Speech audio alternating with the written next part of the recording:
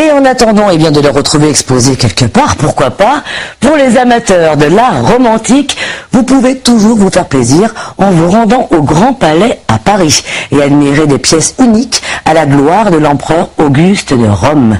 Et pour accueillir une telle collection, il a fallu mettre les petits plats dans les grands, voyez plutôt.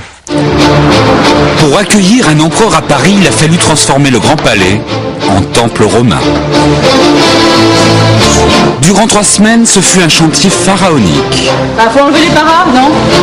De véritables travaux d'Hercule pour installer plus de 350 œuvres, toutes vieilles de 2000 ans.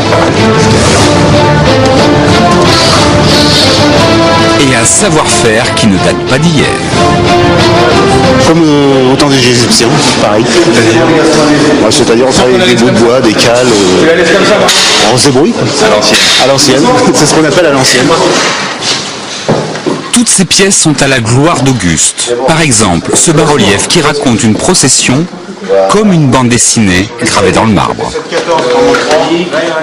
C'est une pièce très importante, puisqu'effectivement, a priori, elle représente l'empereur Auguste, et donc fait partie de ce qu'on appelle les reliefs historiques, qui mettent en scène des personnages de l'histoire, donc dans le décor des monuments publics à Rome.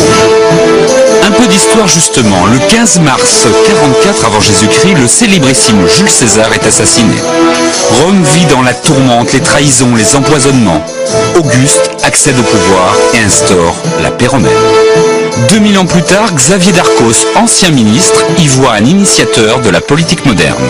Je crois que tout le monde a admiré Auguste lorsqu'on s'intéresse à la politique et à l'histoire, parce que c'est un modèle de génie en termes de politique presque sans exemple. Je le répète, commencé très tôt, un tout jeune homme qui débarque à Rome juste après l'assassinat de César et qui petit à petit va méthodiquement éliminer ses rivaux. Une fois au pouvoir, Auguste invente le portrait officiel. En fait, une affiche électorale mais en marbre, un buste reproduit et diffusé dans tout l'Empire.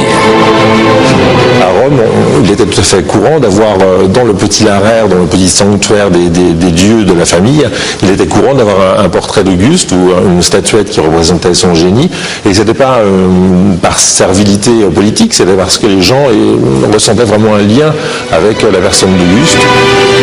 Son règne fut long, les plus grands artistes de son temps travaillèrent pour lui. À l'époque, le luxe apparaît. Auguste, c'est l'âge d'or de l'Empire romain.